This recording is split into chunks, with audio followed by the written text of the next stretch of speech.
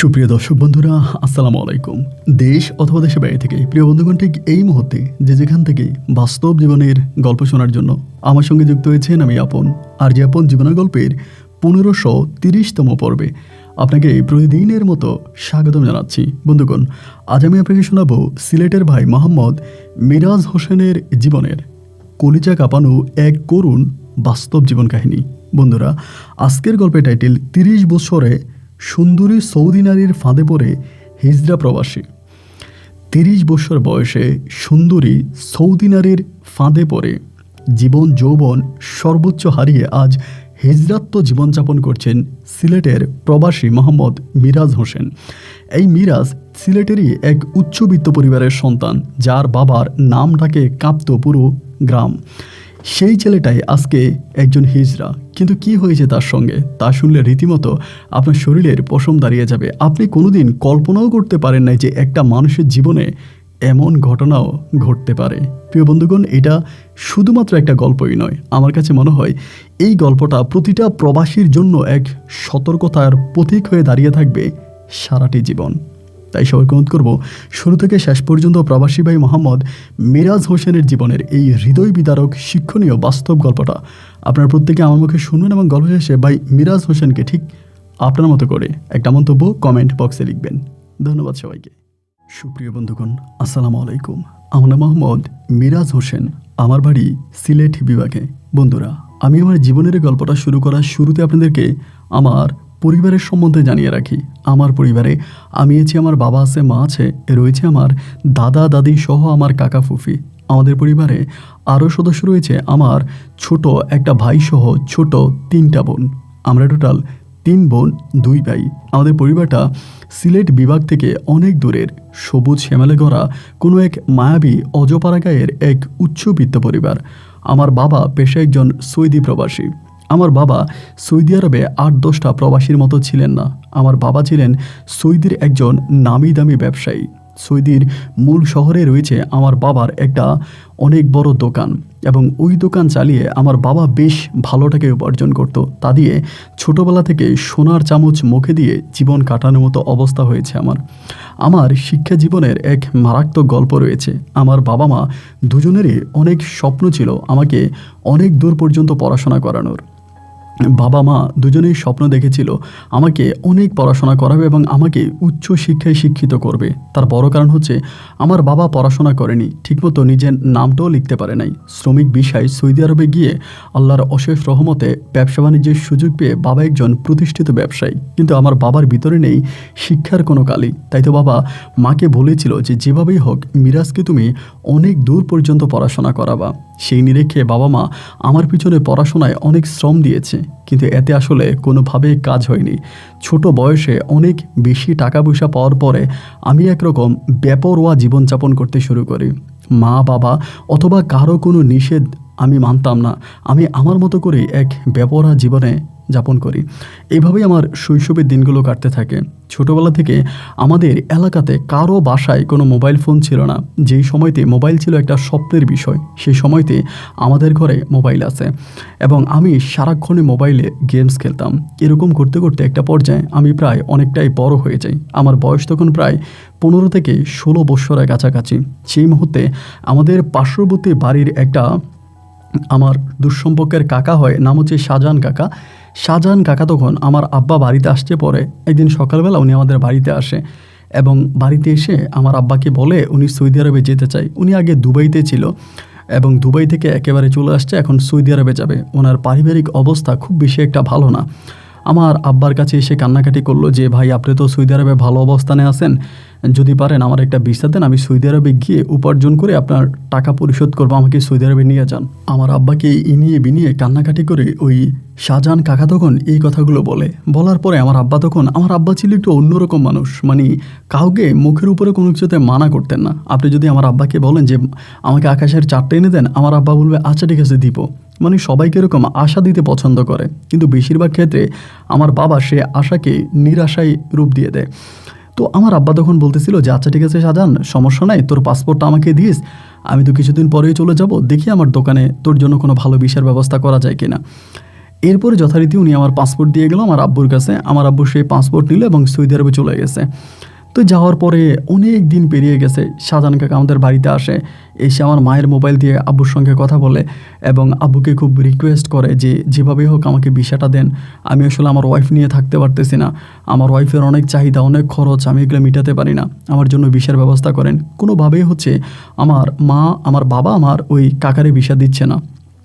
এক পর্যায়ে একদিন আমার মা নিজেই বলতেছে, মানে আমার কাছে আর আমার দাদার কাছে বলে, মানুষ নগদ টাকা দিয়ে বিদেশ যেতে পারে না, আর শাহজাহান আসছে ওরে বিদেশে নিয়ে যাওয়ার পরে এরপরে ও সেই ঋণ পরিশোধ করবে। এমন করে কে বিদেশ নিয়ে যাবে? আমার জামাইয়ের কাছে পাসপোর্ট দিছে আর আমার জামাইয়ের এখন খুব জ্বালাইতেছে। এই কথাগুলো মা তখন বলতো, আমি এগুলো শুনতাম। যাই হোক, এর বেশ কিছুদিন পরে ওই শাহজাহান কাকার বাড়ির পাশে একদিন একটা ফুটবল টুর্নামেন্ট হয়। এটা আপনার শীতের সময় ছিল, শীতের সময় বিকালবেলা। তো ফুটবল টুর্নামেন্টে আমি তখন ফুটবল খেলা দেখতে গেছিলাম। আমি অবশ্যই ফুটবল খেলতেও পছন্দ করতাম, কিন্তু অত ভালো প্লেয়ার আমি ছিলাম না, যার কারণে দেখা যায় যে আমাকে নেয় আমি দর্শকের গ্যালারিতে বসে আছি। তো এমন করে খেলা দেখতেছি অনেকক্ষণ পরে একটা ছোট ছেলে আসছে এবং এসে আমারে বলতেছে যে আপনি কি, একটা মহিলা ডাকে, এরকম আঙ্গুল দিয়ে দেখাই দিছে যে একটা মহিলা ডাকতেছে বোরকা পরিহিত অবস্থায়। তো আমি তখন আসলে বুঝতে পারিনি যে কে ডাকতেছে। তারপর আমি গ্যালারি থেকে বেরোয় ওনার কাছে গেলাম। যাওয়ার পর উনি আমার বলে যে মিরাজ, এই আমি তোমার চাচি, তোমার সঙ্গে আমার একটু কথা আছে, তুমি একটু এদিকে আসো। তো তখন ওনার বোরকা পরা অবস্থায় আমি ওনাকে চিনতে পারিনি যে কে উনি। এরপরে এই কথা বলে আমাকে একটু সাইডে নিয়ে গেল। সাইডে নিয়ে যাওয়ার পরে যখন উনি বোরকার মুখোশ করলো, আমি অবাক হয়ে গেলাম। মানে এত সুন্দর চেহারা, দেখলে মনে হয় যেন পাকিস্তানি কোনো এক মহিলা হবে। মানে খুব লম্বা ফর্সা, খুব মায়াবী চেহারা। আমি ওনাকে দেখে আসলেই চিনতে পারি না। আমি বললাম যে আমি তো আপনাকে চিনতে পারছি না, আপনি কে? বলে আমাকে তুমি চিনবে না, আমার সাথে আসলে তোমার এর আগে কখনোই দেখা হয় নাই। আমি তোমার যেই শাহজাহান কাকা আছে, ওই শাহজাহান কাকার বউ। আমি তখন বললাম, আচ্ছা শাহজাহান কাকার বউ আপনি? শাহজাহান কাকা তো আমাদের বাড়িতে যাইতো, মাঝে মাঝে দেখতাম, কিন্তু আপনাকে তো দেখি নাই কোনো দিন। পরে বলে, আমি তো এখানে থাকতাম না, তোমার কাকা যখন বিদেশে থাকতো আমি তখন আমার বাপের বাড়িতে থাকতাম। তো আমি বললাম যে আপনি কিভাবে জানতে পারলেন যে আমি এখানে আসি, গ্যালারিতে খেলা দেখতেছি? বলে তোমার কাকাই বলছে, এবং তোমার কাকাই বলছে তোমার একটু ডাইকা তোমার সঙ্গে কথা বলার জন্য। আমি তখন বললাম যে ঠিক আছে চাচি আম্মা, বলেন কি বলবেন। আমারে বলতেছে, বাজান রে, তুমি তো আমাদের পারিবারিক অবস্থার কথা জানো না। তোমার কাকা আজকে বহু মাস ধরে বাড়িতে আসছে, আমাকে বাচ্চা কাচ্চাও নিতে দেয় না, আমি বেবিও নিতে পারি না। উনি বলতেছে সে আমার খরচে চালাইতে পারে না, বাচ্চার খরচ দিবে কোথা থেকে, তার কাছে টাকা নাই, পয়সা নাই, আমি বাচ্চাও নিতে পারতেছি না। আমি বাজান খুব কষ্টে আছি, যদি পারো মানে তোমার আব্বুর সঙ্গে একটু কথা বলে আমাদের বিষয়টার ব্যবস্থা করে দাও। তো ওনার ওই আকুতি মিনতি দেখে, আমি কিন্তু আমার বাবার মতো না, আমি যাকে যেটা বলি খুব সামনাসামনি বলি, কারো পিছনে কোনো কথা বলি না। তো উনি যখন এভাবে আমার কাছে আকুতি করতেছে, কান্নাকাটি করতেছে, আমি তখন ওনাকে বললাম যে চাচি দেখেন, আসলে আমার বাবা একটু অন্যরকম মানুষ। আমার বাবার কাছে যে যেটা চায় আমার আব্বা সেটাই দিয়ে দেয়, কিন্তু আদৌ তো আমার বাবা দেয় না, শুধু মুখে মুখে সারা দুনিয়া আপনার নামে লিখে দেবে। তো আপনি আমার আব্বার কাছে, আমার কাকা আমার আব্বার কাছে গেছে বা বুঝিয়ে বলছে, এখন মূলত কাকা যে চেষ্টা করতেছে এতে কোনো লাভ নাই। আমার আব্বা আসলেই কাকারে ভিসা দেবে না, কারণ কাকা যেমনি যেতে চায় ওই দেশে গিয়ে কাজ করে তারপরে আমার কাকারে, আমার আব্বারে টাকা দিবে, এতে আসলে আব্বা ভিসা দিবে না। সুতরাং এই সমস্ত কথা বলে লাভ নাই। আপনি যদি পারেন কাকারে বলেন যে অন্য কোথাও ভিসা দেওয়ার জন্য এবং এখানে না দিতে, কারণ আমার আব্বা ভিসা দিবে না, সময় নষ্ট করে লাভ নাই। কাকি তখন আমারে বলতেছে যে মিরাজ রে, আসলে কি বলবো, তুমি তো অনেক ছোট মানুষ, তোমার একটু ঠিক বলতেও পারতেছি না। তোমার কাকার পক্ষে এক মানে 10 টাকা দিয়ে একটা বিড়ি কিনে খাবে, সেই টাকাও তোমার কাকার পকেটে নাই। এখন অন্য কোথাও যাওয়ার জন্য সে কীভাবে পাসপোর্ট জমা দিবে, এত টাকা কোত্থেকে পাবে? আমাদের তো এত টাকা নাই। তোমাকে দেখে আমার অনেক ভালো লাগছে, তুমি যদি পারো আমার একটু তোমার আব্বারে বইলে আমাদের ভিসাটা করে দিয়ে। তা আমি তখন উনি আমারে বলছেন যে আচ্ছা ঠিক আছে, যেহেতু আমার কথা বুঝে না, আমি তখন ওই ওনার কথার উপরেই বললাম যে আচ্ছা ঠিক আছে, আমি দেখব। এইটা বলে আমি যথারীতি ওনার ওখান থেকে চলে আসছি এবং চলে আসার পরে খেলা দেখতেছি। তো উনি করে কি, মানে সব সময় মানে ওনাদেরও, আমাদের বাড়িটা ছিল ভিতরে, ওনাদের বাড়িটা ছিল সামনে। মানে আমাদের যে বাজার আছে, যে বাজার আমি সবসময় যাইতাম, আড্ডা মারতাম, এটা আমাদের বাড়ি থেকে একটু দূরেই ছিল। তো ওখান থেকে আসার সময় আমার আবার মোটর সাইকেল ছিল, আমি মোটর সাইকেলে করে আসতাম। তো মোটর সাইকেলে করে আসার সময় সবসময় উনি করতো কি, মানে রাস্তার মধ্যে দাঁড়ায় থাকতো এবং আমাকে দেখলেই সিগন্যাল দিত, দাঁড়া করাইতো এবং বলতো যে মিরাজ তোমার আব্বুর সঙ্গে কথা হয়েছে, তোমার আব্বুকে তোমার কাকারে নিয়ে যাবে বিদেশে, কথা হয়েছে। শুধু আমার এই সমস্ত কথাগুলো বলতো। আমার আচ্ছা ঠিক আছে হবে, আপনি টেনশন করবেন না। মানে আমি এগুলো বলে ওনাকে স্কিপ করে যেতাম। এভাবে প্রতিনিয়ত আমাকে জ্বালাইতো। এমন করতে করতে একদিন আমি হঠাৎ করে আপনার সন্ধ্যার কিছুটা পরে আবার ইতিমধ্যে উনি আমার ফোন নাম্বারও নিয়ে যায় এবং ওনার কাছে মোবাইলও আছে। তো মোবাইলে আমারে বারবার ফোন দিত যে, "মিরাজ কিছু হইছে?" আমাকে এরকম করে জ্বালাইতো। আমি কিছু বলতাম না। তো একদিন হলো কি, উনি আমারে ফোন দিছে, তখন আমি বাজারে। তো আমি কিন্তু আবার ওনাকে দেখলে একটু দূরে, দূরে থাকতাম। ওনার সঙ্গে কথা বলতে চাইতাম না। কথা বললে তো আমাকে এই বিষয় নিয়ে জ্বালাবে। তো আমি তখন বাজারে, আমি বললাম যে, "বাজারে?" বলে, "আসার সময় একটু চাচি আমার বাড়ি হয়ে যেও, তোমার সঙ্গে কথা আছে।" তা আমি বললাম, "আচ্ছা ঠিক আছে।" আমি তো ওনার বাড়িতে যাব না। এর আগেও উনি আমাকে এরকম অনেকবার ডেকেছিল, আমি যাই নাই। তো ওইদিন যখন আসতেছিলাম, মানে আল্লাহর কি হুকুম, উনি কি আমার বাইকের মানে হেডলাইটের আলো দেখেই বুঝে ফেলে এটা আমি না কি, আমি কিন্তু জানি না। উনি আমাকে দেখা মাত্রই আমাকে সিগন্যাল দিয়ে বসছে এবং সিগন্যাল দিছে পরে আমি দাঁড়াইছি। দাঁড়ানোর পরে তখন কিন্তু আকাশে প্রচুর মেঘ জমে আছে। এই বৃষ্টি এলো, এলো বলে একটা অবস্থা। তো শীতকালে কিন্তু ওই সময় বৃষ্টি হয় না, বাট ওই সময়টাতে কেমন জানি একটু মেঘ, মেঘ করতেছিল। আমি তখন বললাম যে, "কাকি বৃষ্টি নামবে মনে হয়। আমার তো হেলমেটও নাই, রেইনকোটও নাই। আমি তাড়াতাড়ি চলে যাই, আপনার সঙ্গে মোবাইলে কথা বলব।" এই ওনার সঙ্গে কথাবার্তার মাঝে তখন তুফান ছাড়ছে, প্রচণ্ড রকমের তুফান। এবং একে তো শীত, আমার শরীরে কোনো মানে একটা পাতলা গেঞ্জি পরে আছি, তার উপর আবার তুফান ছাড়ছে। উনি আমারে বলে, "এই ঠান্ডা দিয়ে তুমি বাইক চালায় গেলে তুমি অসুস্থ হয়ে যাবা, তোমার বুকে ঠান্ডা লেগে যাবে। চলো আমাদের ঘরে চলো এবং তোমার কাকার একটা জ্যাকেট নিয়ে যাও।" আমি বললাম যে, "না, না, না কাকি লাগবে না। আমি জ্যাকেট নিয়ে কী করব? আমি এমনিই যেতে পারবো।" উনি আমাকে তখন টানাটানি করতেছে এবং এই সময়ে নামছে বৃষ্টি। হায়, হায়, হায়, হায়! একেবারে মুষলধারে বৃষ্টি নামছে এবং নামার পর আমি ভিজে যাচ্ছি। তাড়াতাড়ি বাইকটার ওনাদের বাড়ির মধ্যে ঢুকাইলাম। ঢুকে ওনাদের ঘরের মধ্যে ঢুকছি পরে উনি অবশ্য ওনার শ্বশুর-শাশুড়ির সাথে থাকতো না, আলাদা একটা ঘরে থাকতো। তো যাওয়ার পরে আমার তখন পুরো শরীরে প্রায় ভিজে গেছে। মানে কয়েক মিনিটের বৃষ্টিতে আমি পুরো ভিজে গেছি। মানে ওই যে রাস্তা থেকে ওনাদের বাড়িতে আসতে। পরে আমারে বলতেছে, "মিরাজ একটা কাজ করো, তুমি জামাটা পরিবর্তন করো। তোমার তো পুরো শরীরটা ভিজে গেছে, নাও একটা চাদর দিছে।" আমি তখন চাদর দিয়ে মাথা মুছতেছি। ওনারও পুরো শরীর ভিজে গেছে। তাই আমি বললাম যে, "কাকি আপনারও তো শরীরটা ভিজে গেছে, আপনি পোশাক পরিবর্তন করেন।" উনি আমারে বলতেছে, "না করবো আর কি, এবং তুমি একটা কাজ করো, তোমার কাকার একটা কিছু গায়ে দাও, জামাটা চেঞ্জ করো।" আমি বললাম, "দেখেন কাকার একটা কিছু গায়ে দিব, কাকা আসলে তো মানে মাইন্ড করে বসবে।" তো বলে, "তুমি ছোট মানুষ, কিসের মাইন্ড করবে? তোমার কাকা তো এখন নাই, তোমার কাকা হচ্ছে ঢাকায় গেছে।" যে, "কেন ঢাকায় গেছে?" বলে, "একটা কাজের সন্ধানে গেছে, তো আমাকে ফোন করে বলছে ফিরতে আজকে আর ফিরবে না, সে কালকে ফিরবে।" তো আমি বললাম, "আচ্ছা ঠিক আছে।" তো বৃষ্টিও নামছে আর বৃষ্টিও কমতেছে না। আমি তখন বললাম যে, "কাকি বৃষ্টি তো পড়তেই আছে, আমি চলে যাই।" উনি বলে, "না, না, না তুমি যাইও না, তুমি আজকে থাকো, বৃষ্টি হয়েছে তো আজকে যাওয়ার দরকার নেই।" আমি বললাম, "কাকি দেখেন কাকা বাড়িতে নাই, আর সবচেয়ে বড় কথা হচ্ছে আমার আম্মা খুব টেনশন করবে, আর আম্মা দাদার কাছে বললে দাদা আমারে মারবে, আমি চলে যাব।" উনি তখন বলতেছে, "না, না, না যাওয়ার দরকার নেই, তুমি আজকে থাকো।" এরকম করে উনি জোরাজুরি করে একরকম আমাকে রেখে দিছে। তো রেখে দিয়ে ওনার পাকঘরের মধ্যে আমি তখন মোটরসাইকেলটা উঠে রাখছি। ওনার যে পাকঘর আছে ওখানে মোটরসাইকেলটা ঢুকিয়ে রাখছি। রাইখা পরে রাতের বেলা ওনার সঙ্গে আমি তখন গল্প করতেছি। উনি খাবার-দাবার দিল, খাবার-দাবার খাইলাম। আমার তখনও প্ল্যানিং কি যে বৃষ্টি কমলে আমি চলে যাব। কিন্তু ভাই বৃষ্টি কমতেছে না। বৃষ্টি মনে হয় একটু পর আরও বাড়তেছে, কমতেছে না। তো উনি আমারে বলতেছে যে, "তুমি মানে এত তাড়াহুড়ো করো না, এবং তুমি ছোট মানুষ, অ্যাক্সিডেন্ট করে ফেলবা। তুমি আজকে থাকো, তোমার যাওয়ার দরকার নাই।" রাত্র তখন প্রায় 11টার কাছাকাছি বেজে গেছে। তো 11টা বেজে যাওয়ার পরে উনি তখন আমার সঙ্গে যখন মোবাইলে কথা বলতো, তখন উনি একটু উল্টাপাল্টা কথা বলার চেষ্টা করতো।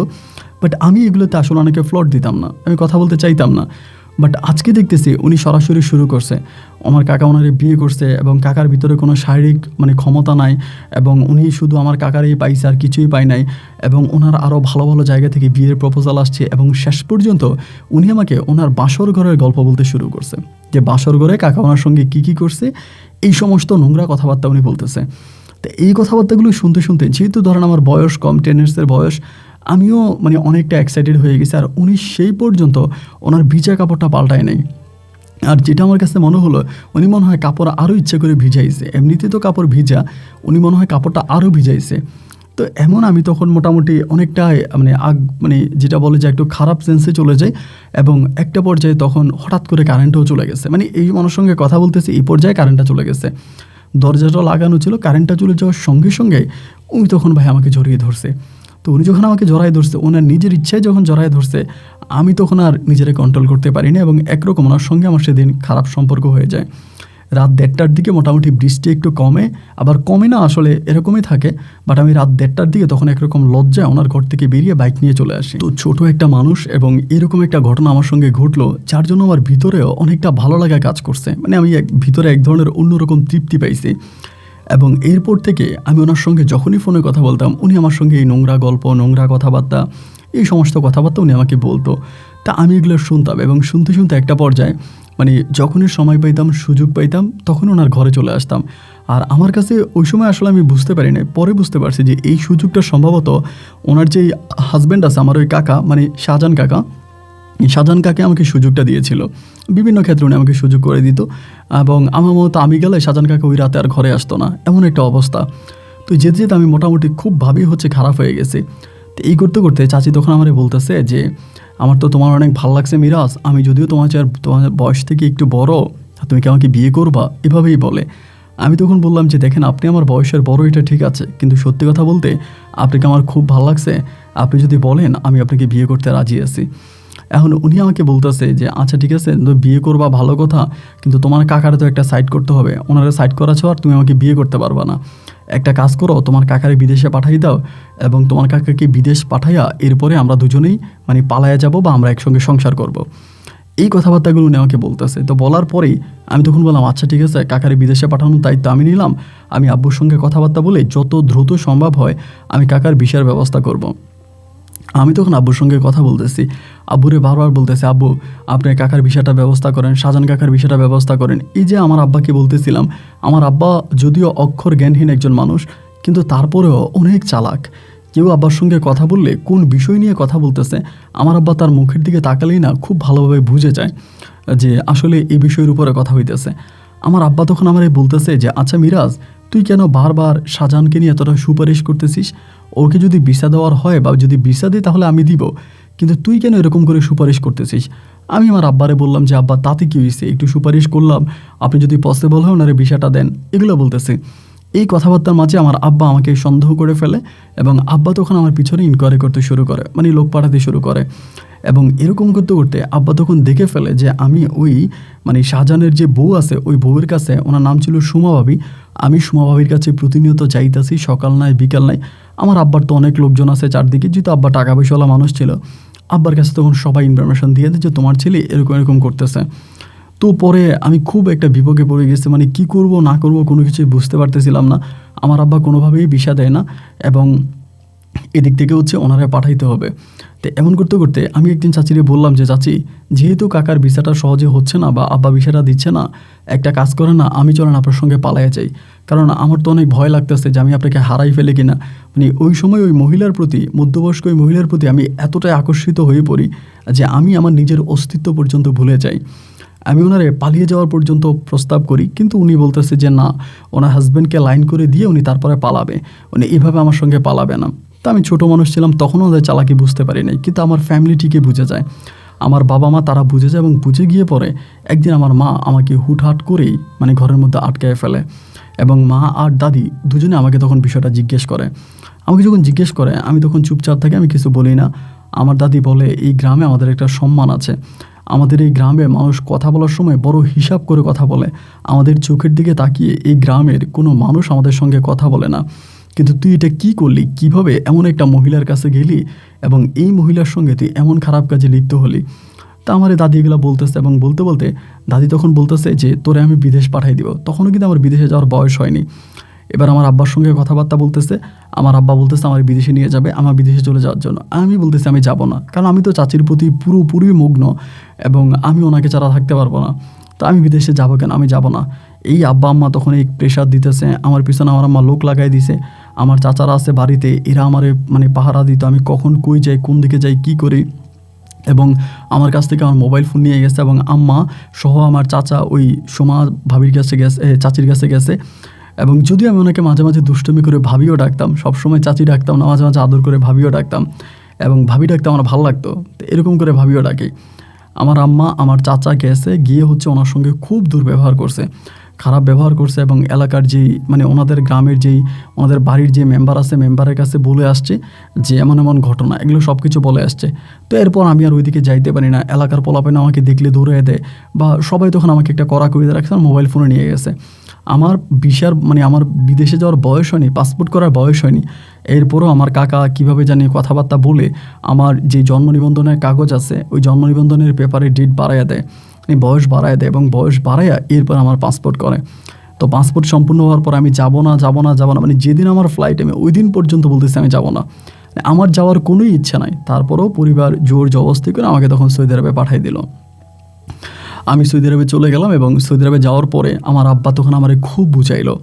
আমারে আপনার আল্লাহর কাবা ঘরে নিয়ে গেছে, আমাকে কাবা ঘর দেখাইছে এবং আমাকে বুঝাইছে যে তুই যা পাপ করছিস এর থেকে বড় আর কিছু হতে পারে না, তুই অনেক অন্যায় করছিস, অপরাধ করছিস, এটা তুই ভালো করিস নাই, এটা খুবই খারাপ করছিস, এইগুলো সেগুলো আমার আব্বা তখন আমাকে বুঝাইছে। আমি তখন আব্বার বুঝ নিছি।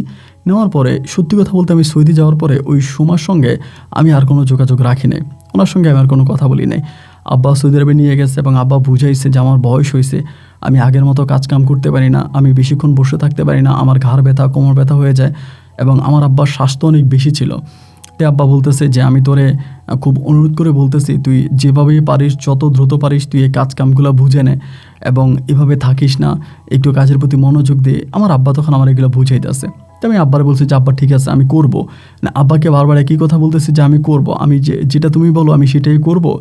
এই কথাবার্তাগুলো আব্বাকে বলতে বলতে একটা পর্যায়ে এবং এরকম করে আমি তখন সৌদি আরবে কাজের প্রতি খুব মগ্ন হয়ে যাই এবং আমি ওইখানে থাকি। আমি এখানে বেশি দিন না, প্রায় আপনার 3 বছরের মতো থাকা অবস্থায় আমার আব্বা তখন বলতেছে যে আব্বুর শরীর ভালো না, আব্বুর ডায়াবেটিস বেড়ে গেছে, স্বাস্থ্য বেড়ে গেছে, মানে সবসময় হসপিটালে যাতায়াত করা, দৌড়াদৌড়ি করা। বুঝেন তো আর সৌদি আরবে ভালো কোনো হসপিটাল নাই, ডাক্তার নাই, কারণ ওখানকার মানুষরা খুব কমই অসুস্থ হয়, এই জন্য ওদের ডাক্তার খুব বেশি একটা প্রয়োজন হয় না। তারপরে আমার আব্বা তখন মানে দেশে চলে যাবে। তো যে কফিল ছিল কফিলেরে আমারে বুঝিয়ে দিছে, আমার দোকানপাট ব্যবসা বাণিজ্য সব কিছু বুঝিয়ে দিয়া আমার আব্বা তখন গ্রামে বাড়িতে চলে আসছে। তো বাড়িতে চলে আসার পরে আমি তখন এই দোকান সামলাতে, আমাদের দোকানে প্রায় 6 জনের মতো লোক ছিল, 6 জন ওরা কাজ করতো এবং মানে দোকান সব কিছু ওরা কাজ করতো, 6 জন স্টাফ ছিল এবং আমি ছিলাম। সব কিছু হিসাব নিকাশ খুব ভালোভাবে রাখতাম। এরকম করে প্রায় অনেকগুলো দিন কেটে যায়। তাই আমি মাঝে মাঝে বাড়িতে টাকা পাঠাতে যাইতাম। তো আমাদের যে মানে দোকানটা আছে, দোকানটার পাশে একটা মানি এক্সচেঞ্জের মানে আপনার দোকান আছে, মানে দোকান বলতে ওখানে আমি টাকা পাঠাতাম, ব্যাংক আর কি, মানি এক্সচেঞ্জের ব্যাংক। তো আমি ওইখানে গিয়ে বাড়িতে টাকা পাঠাইতাম আমার আব্বার জন্য, আব্বার অ্যাকাউন্টে। তো সেখানে টাকা পাঠাইতে পাঠাইতে ওখানকার একজন মহিলা বা মেয়ে বলবো, উনি যদিও আমি প্রথম ওনাকে সৌদিয়ান মনে করছিলাম, যে সৌদিয়ান একটা মেয়ে বসে থাকতো, আর নাম হচ্ছে দিলারা। তো আমি ওনার মাধ্যমে সবসময় টাকা পাঠাইতাম। উনি জানতো যে পাশের যে শপটা আছে এটাই আমাদের, তো ওনার মাধ্যমে টাকা পাঠাইতাম, দেশে টাকা যাইতো এবং উনি মাঝে মাঝে আমার দোকানে আসতো, দোকানে এসে এটা সেটা নিয়ে যেত, যদি আমি বিল নিতাম না।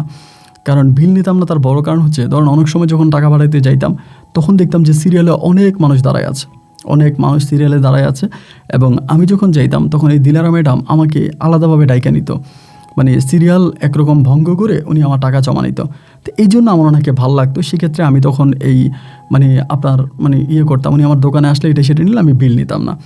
এমন করতে করতে আস্তে আস্তে করে তার সঙ্গে আমার একটা ভালো সম্পর্ক, একটা ভালো সুসম্পর্ক তৈরি হয়, খুবই ভালো একটা সুসম্পর্ক। উনি আমার সঙ্গে কথাবার্তা বলে এবং আমার সঙ্গে মানে খুবই মধুর একটা সম্পর্ক, খুব ভালো একটা সম্পর্ক। এবং আমাদের দোকানে আসে, আমার মাঝে মাঝে এখানে সেখানে নিয়ে যায়, আমি ওনার সঙ্গে যাই এবং ওনার সঙ্গে আমার এই ভালো সম্পর্কটা যেতে যেতে একটা পর্যায়ে আমি মোটামুটি ওনার প্রতি প্রায় অনেকটাই দুর্বল হয়ে যাই। মানে বয়স কম ছিল, অত কিছু বুঝতাম না এবং আমার বাবার নিজের টাকা ছিল, ওই সময় আমি বাড়িতে বেশি টাকা পাঠাইতাম না। দোকানে যে লাভ হতো ওই লাভের টাকা দিয়ে ওখানে একটা গাড়ি কিনি, সৌদিতে দামি একটা গাড়ি কিনি, সেই দামিতে মানে দামি গাড়ি করে দিলারারে নিয়ে ঘুরি, এখানে যাই ওইখানে যাই, মার্কেটে যাই, মানে একরকম মানে বলতে গেলে এক অন্যরকম জীবনযাপন করতেছি। মানে প্রচণ্ড রকমের আনন্দ ফুর্তি, হাই উল্লাস, চিল্লাচিল্লি, মানে একটা ভালো জীবনে তখন চলে আসি। আমি এক কথায় বলতে গেলে আমার অতীত ভুলেই গেছিলাম, যে আমার যে একটা অতীত আছে বা আমি যে দেশে একটা অঘটন ঘটে আসছি এটাও কিন্তু আমার মনে ছিল না। ওর প্রতি খুব পাগল হয়ে যায়। প্রায় 1 বছরের মতো ওর সাথে আমি সম্পর্কে থাকি এবং 1 বছর পর আমি জানতে পারি ও মূলত সৌদিয়ান না, ওর বাড়ি হচ্ছে ওমানে। ওর বাড়ি ওমানে এবং ওমানে ওর বাড়ি, ও এখানে থাকে, এখানে চাকরি করে, ওর বাড়ি হচ্ছে ওমানে। তো তখন কিন্তু আমি তার প্রতি খুবই দুর্বল হয়ে যাই, মানে এতটাই দুর্বল হয়ে যায় যে আমি তাকে ছাড়া আর কোনো কিছুই বুঝি না। মানে দোকানপাট ব্যবসা বাণিজ্য সব কিছু আমার বিস্বাদ লাগে তারা ছাড়া। তো পরে সে আমারে বলতেছে যে সে এখানে একটা কন্ট্রাক্টে আসছে, এখানে কাজ টাজ করে। তো সে বলতেছে আমি ওমানে চলে যাব, আমার ওমানে ভালো লাগে, আমার এখানে ভালো লাগে না। ওখানে কিছুদিন মানে কয়েক বছর ছিল আর কি, ওইখান থেকে সে চলে যাবে। তো আমি তারে বুঝে এলাম যে তখন আমাদের সম্পর্কটা খুব গভীর একটা পর্যায়ে চলে গেছে। তখন সে কী করলো, ওমান চলে গেছে, মানে সৌদি থেকে ওমানে চলে গেছে। ভাই ওমানে চলে যাওয়ার পরে আমি খাওয়া দাওয়া করতে পারি না, ঘুমাইতে পারি না, বারবার ওই মানি এক্সচেঞ্জের সামনে গিয়ে বসে থাকি, কান্নাকাটি করি, তার সঙ্গে ফোনে কথা বলি, তারে বলি আমার ভালো লাগে না দিলারা, তুমি চলে আসো, এইটা সেটা। তারপর সে আমারে বলে আমরা তো বেদু, মানে আরবিতে বেদু হচ্ছে আমরা বাঙালি যাদেরকে গরিব বলি আর কি, ওরা গরিব, এবং বললো যে গুহার ওইদিকে ওদের বাসা, এবং আমাকে বললো খুব সুন্দর বাসা দেখার জন্য। তো আমাকে অনেক বললো যে ওদের দেশে যাইতে। তো ওই প্রসেসিং কোর্সে ভিসা টিসা সব কিছু প্রসেস করার পরে আমি আপনার 21 দিনের জন্য তখন ওমানে যাই। তো 21 দিনের জন্য ওমানে যাওয়ার পরে ওমানে ওই আমাকে হোটেল ঠিক করে দেয়, ওই হোটেলেই আমি থাকি। ও মাঝে মাঝে আসে, ও আর আমি একসঙ্গে হোটেলে থাকি এবং ওদের যে প্রত্যন্ত মরু এলাকা ওইটা আমি দেখতে পাই। এবং ওমান আমি যতটুকু দেখলাম যে সৌদি আরবের থেকে আমার কাছে কেন যেন ওমানকে অনেক বেশি সুন্দর মনে হয়। কারণ ওমানের একটা জায়গা আছে, মানে ওদের যে জায়গাটা ছিল আর কি, মানে এলাকা ছিল, এটা ছিল সালালা। ওমানের ভিতরে একটা জায়গা, ওই সালালা জায়গাটা ভাই অসাধারণ সুন্দর। মানে দেখলে মনে হবে যেন বাংলাদেশ বা ইন্ডিয়ার মতো। এবং সালালাতে বড় বড় পাহাড় আছে। আপনি যখন এই পাহাড়গুলোতে উঠবেন বা পাহাড়ি বনের মধ্যে হাঁটবেন, আপনার কাছে মনে হবে যে আপনি ইন্ডিয়া কাশ্মীরে আছেন। মানে বলতে গেলে একদম কাশ্মীরের মতোই সুন্দর এক জায়গা। তো তার সঙ্গে আমি এখানে সেখানে ঘুরতাম, মানে খুবই গভীর সম্পর্কে তখন জড়ায় যায়। এবং সেখান থেকে সে আমার সঙ্গে থাকতে, এবং একটা পর্যায়ে সে আমারে বলতেছে আমারে বিয়ে করবে। তো এখন আমি তো বাঙালি, সে তো ওমানি, তো আমাদের তো আসলে বৈধভাবে বিয়ে হওয়ার কোনো সুযোগ নেই। আরবিদেরকে তো তার বিয়ে করা যায় না বাঙালি পাসপোর্ট দিয়া। তারপর সে কী করলো, ওখানকারই একটা মানে ওদের কেমন জানি একটা মতুয়া হয়, মতুয়া মানে হুজুর হয় আর কি, হুজুরের সঙ্গে কথাবার্তা বলে একদিন আমাকে ও বিয়ে করছে। মানে বিয়ে করছে বলতে কি, জাস্ট কলমা পড়ছে, ও কলমা পড়ছে, আমিও কলমা পড়ছি, বিনা কাবিনে বা ডকুমেন্ট ছাড়াই তখন তার সঙ্গে আমার বিয়ে হয়। তো বিয়ে হবার পর আমি তার ঘরে যাইতাম। তার বাবা মা যারা আছে সবাই আমাকে অনেক ভালোবাসতো, আমার অনেক আদর করতো। তার বাবা মা সত্যি অনেক ভালো মানুষ ছিল। তারা যদিও গরিব ছিল, বকরি পালতো, বিভিন্ন ধরনের উট পালতো, ছাগল পালতো এবং গরু পালতো, এগুলো পালন করতো। বাট তাদের মনটা ছিল একেবারে আকাশের মতো উদার। আমি যখনই চাইতাম আমার ঠিকঠাক মতো খাওয়া দাওয়া করাইতো, আমার সঙ্গে ভালো সম্পর্ক তৈরি করে। তো এই করতে করতে দেখা যায় যে বৎসরের ভিতরে আমি 2 থেকে 3 মাসে ওই ওমানেই পড়ে থাকি। ওমানে পড়ে থাকি, সৌদিতে যাই না। ব্যবসার অবস্থা তখন আমার অনেক খারাপ হয়ে গেছে। যাদেরকে আমি দোকানে বসে আসছিলাম এরা সুযোগ পেয়ে গেছে, কারণ আমি এখন ওমানে খুব বেশি একটা মানে ওমানেই বেশি থাকি, সৌদিতে যাই না। ওরা টাকা ঢুকা চুরি করে ব্যবসার অনেকটা 12টা বাজায় ফেলছে। তো এর ভিতরে দিলারা তখন আমার বলতেছে যে একটা কাজ করো মিরাজ, তুমি তো সৌদিতে দোকান দিছো এবং সেখানে তো তোমার একটা কফিল আছে, তো তোমার কফিল তো ভালো, সবই ঠিক আছে, তুমি একটা কাজ করো, তোমাদের এই দোকানটা আমাদের ওমানে নিয়ে আসো। তো আমি তখন বললাম যে ওমানে নিয়ে আসবো, এখন ওমানে নিয়ে আসলে কি ভালো হবে? আমাকে বলে হ্যাঁ অবশ্যই ভালো হবে, তুমি দোকানটা যদি ওমানে আনো তাহলে দেখা যায় ওমানে আমি নিজেই স্পন্সর হতে পারবো, আমি নিজেই তোমার কফিল হব এবং আমি তোমার নামে দোকান খুলে দিব, তুমি দোকান চালাবা এবং আমাকে তোমার মাসে মাসে কোনো ইন্টারেস্ট দিতে হবে না। আর আমাদের যে বেদু এলাকাটা আছে এই এলাকাতে কোনো সুপার মার্কেট নাই, তুমি চাইলে তোমার ওই দোকানটাতে এখানে একটা সুপার মার্কেট দিতে পারো বিশাল বড় করে। তো আমি বললাম যে দেখো আমি যে দোকান দিব আমার তো স্টাফ নাই, অন্তত সবাই তো এখানে, বলো সবাইকে নিয়ে আসবা, আমি সব কিছু ঠিকঠাক করে দিব, এদেরকে সবাইকে ক্যান্সেলে দেশে পাঠাই দিবা, ওখান থেকে আমি নতুন ভিসা দিব, নতুন ভিসাতে তারা সবাই ওমানে চলে আসবে এবং তোমাকেও আমি ভিসা দিব।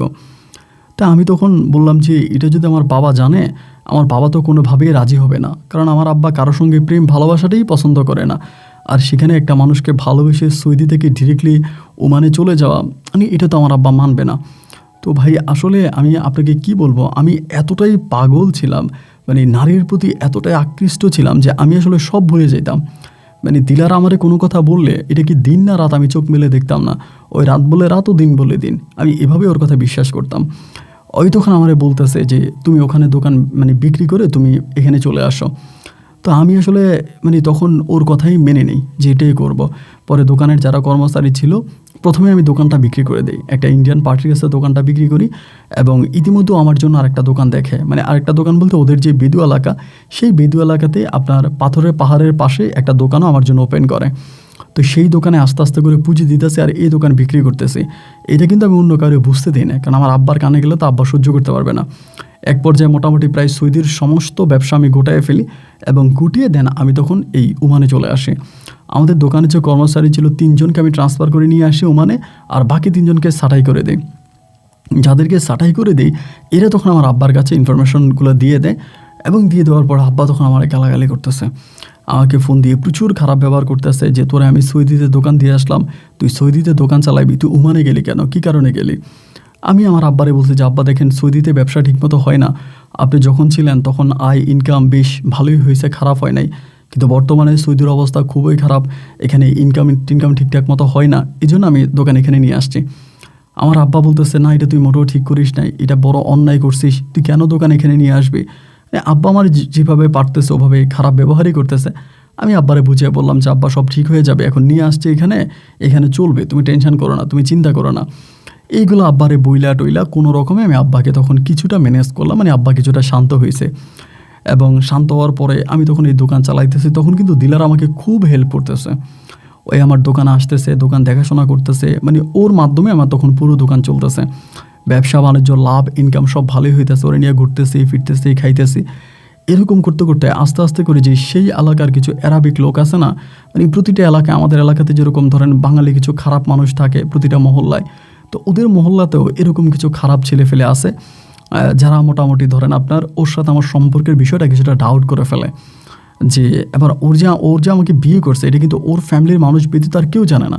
মানে বাইরের কাউকে জানালে তো মামলা হয়ে যাবে, আইন মানে ওখানকার আইন অনেক করা, সুলতানের দেশ। আমি যদি কোনো অন্যায় করি তাহলে এমনও হতে পারে যে আমাকে মেরেও ফেলতে পারে, মানে আমি মারাও যেতে পারে, ওদের এরকম আর কি আইন। তো যার জন্য ওর বাবা মা বাইরের কাউকে জানাই না যে ওর সঙ্গে আমার বিয়ে হয়েছে, কিন্তু শুধু ওর বাবা মা জানতো।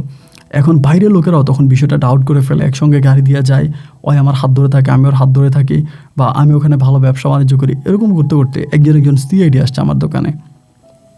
তো সিআইডি আসছে, আপনাকে আসলে কি বলবো ভাই, মানে আপনি হয়তো বিশ্বাস করবেন না, মানে একেবারে আমাদের বাঙালি, মানে পরনে একটা লুঙ্গি পরা এবং একটা গেঞ্জি গায়ে, লুঙ্গি আর গেঞ্জি পরা অবস্থায় আইসা আমারে বলতেছে, ভাই বাংলাদেশ থেকে নতুন আসছে, একেবারে টোটালি নোয়াখালীর ভাষায় কথা বলতেছে যে বাংলাদেশ থেকে নতুন আসছি ভাই, আমি ওইদিকে আমার মানে একটা এলাকাতে মাঝরাতে থাকি, কাজ করি, আর নামে আর কিছু মালামাল লাগবে। তো এরকম করে উনি মালামাল নিয়েছে, এরকম করে মাঝে মাঝে উনি আমার দোকান থেকে মালামাল নিয়ে যাইতো। কিন্তু উনি কখনোই ডিলারে দেখলে থাকতো না, ধরেন ডিলার আসতেছে দেখলে উনি কাইটে চলে যেত। আমি তো বুঝতে পারিনি যে উনি আসলে কে, মাল মানে দোকানে আসতো মালামাল নিত, এইভাবে ওনার সঙ্গে একটা ভালো সম্পর্ক হয়। তো এই সম্পর্ক হতে উনি নোয়াখালী বেগমগঞ্জ ওনার বাড়ি, উনি সেটাও আমাকে বলতেছে। এবং এমনভাবে লুঙ্গি পাঞ্জাবি মানে আপনার গেঞ্জি পরে যে টোটালি বাঙালি, মানে আপনার চেনার কোনোই উপায় নেই সে যে সিআইডি। এইরকম করে কথা বলতে বলতে বলতে বলতে 1 দিন 2 দিন 3 দিন 4 দিন, এবং আমাকে বলতেছে যে মানে এই ডিলারের ব্যাপারে জিজ্ঞেস করে। পরে আমি বললাম যে ভাই আপনি যেহেতু বাঙালি আমিও বাঙালি, আসলে মূলত বিয়ে করছিলাম, মানে আমার ভিতরের যে কথাগুলো আছে আমি সমস্ত কিছু তখন ওই সিআইডিকে বলে দেই। এবং সিআইডিকে এগুলো বলে দেওয়ার পরে সিআইডি তখন করে কি, এর মাঝে ধরেন একদিন মানে ও আর আমি, আমাদের পিছনে যে রুম ছিল ওই রুমে আর আমি মাঝে মাঝে একসঙ্গে মানে আমরা স্বামী স্ত্রীর সম্পর্কে লিপ্ত হতাম। তো এই মুহূর্তে যখন আমি ওরে নিয়ে রুমের ভিতরে ঢুকছি, ওই সিআইডি তখন মানে বাইরে থেকে দরজা নক করা শুরু করছে, এবং দরজা নক করা শুরু করছে। সেখান থেকেই আমাকে সিআইডি ওই লুঙ্গি এবং গেঞ্জি পরা অবস্থায় ওই আইডি কার্ড দেখাইতেছে ও সিআইডি, এবং আমাকে তখন গ্রেপ্তার করে নিয়ে গেছে ওখান থেকে। এবং গ্রেপ্তার করে নিয়ে যাওয়ার পরে আমাকে জেলে নিয়ে গেছে। জেলে যাওয়ার পর যখন জিজ্ঞাসাবাদ করছে, মোটামুটি একটু যেটা বলে রিমান্ডের মতোই জিজ্ঞাসা করছে। পরে আমি সত্য কথা বলি যে আমি ওকে বিয়ে করছি, ও আমার বউ, এটা সেটা বলি। তো ওরে বিয়ে করা তো আমার বৈধ না।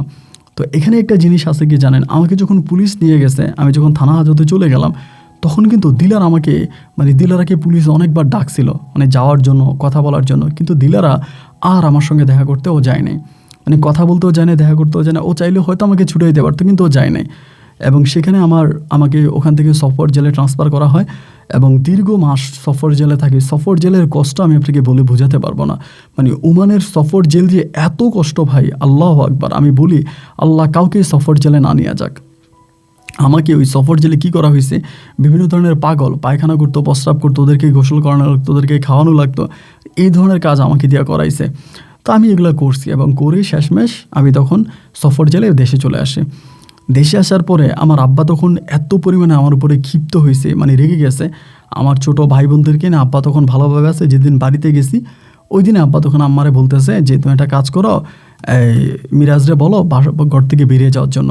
মানে আমি তো আব্বার 1 টাকা 2 টাকা না, প্রায় আপনার বাংলাদেশি টাকা হিসাব করতে গেলে 3 কোটি টাকার মতো, মানে সৌদি থেকে আমি 3 কোটি টাকা ওখানে ওমানে নিয়ে গেছে। আমার বিজনেসটা ছিল প্রায় 3 কোটি টাকার মতো। তো আমি তখন আম্মারে বলতেছি, আম্মা আব্বারে বলো আমার সঙ্গে খারাপ ব্যবহার না করার জন্য, আমি এই ব্যবসা বাণিজ্য সব আবার নিয়ে যাব আগের মতো, আমি যাব, আমার আব্বারে বুঝিয়ে বলো। না আব্বা আমার কথা কোনো বুঝতে রাজি নেই। তো আমি তারপরও আব্বার রাগারাগি করি না, আমি বাড়িতে থেকে গেছি, যেহেতু এত বড় একটা অন্যায় করছি, রাগ দেখায় তো আর লাভ নেই। পরে দিলার সঙ্গে ফোনে কথা বলে যে দিলারা আমাকে তো এমনি নিয়ে আসলো। ও আমারে বলতেছে, দেখো ভালো হয়েছে তুমি চলে গেছো, আমি যদি তোমার সঙ্গে দেখা করতে যাইতাম তাহলে আমাদেরও অনেক সমস্যা হয়তো আমাদের জেল জরিমানা হয়ে যেত, আমরা আরও বিপদে পড়তাম। তোমাকে তো জাস্ট দেশে পাঠাই দিয়েছে, আমাদেরকে আরও ক্ষতি করতো। তো তুমি টেনশন করো না, আমি তোমার দোকান সামলাইতেছি, আমি তোমার দোকান দেখতেছি, এবং দোকান থাকবে, তুমি এসে দোকান পাইবা, কিন্তু তুমি তার ওমানে আসতে পারবা না। প্রথমে আমাকে এটা বলছে। পরে আমি বললাম যে আমি জুমানে আসতে পারবো না, তাহলে আমি আমার সেই পুরনো কফিলের সাথে কথা বলে সৌদিতে আমি যে কফিলের সঙ্গে ছিলাম এবং দেখি আমার সৌদির কফিল আমাকে সৌদি নিতে পারে কিনা, যদি নিতে পারে আমি সৌদি আরবে চলে যাই এবং তুমি সৌদিতে চলে আসো। ওই তখন আমারে বলতেছে, এই যখন আমি ওরে বললাম, ও তখন বলে যে আচ্ছা ঠিক আছে তুমি একটা কাজ করো, আমি মুক্তবে কথা বলি, মানে মুক্তব বলতে ওদের অ্যারাবিক ভাষায় আমরা যাদেরকে অফিস বলি আর কি। ও বলে যে আমি মুক্তবে কথা বলি যদি তোমাকে আনা যায় তাহলে আমি তোকে নিয়ে আসবো, তুমি অপেক্ষা করো। আর এদিক দিয়ে তো ধরেন ভাই ঘরে থাকার কোনো উপায় নেই।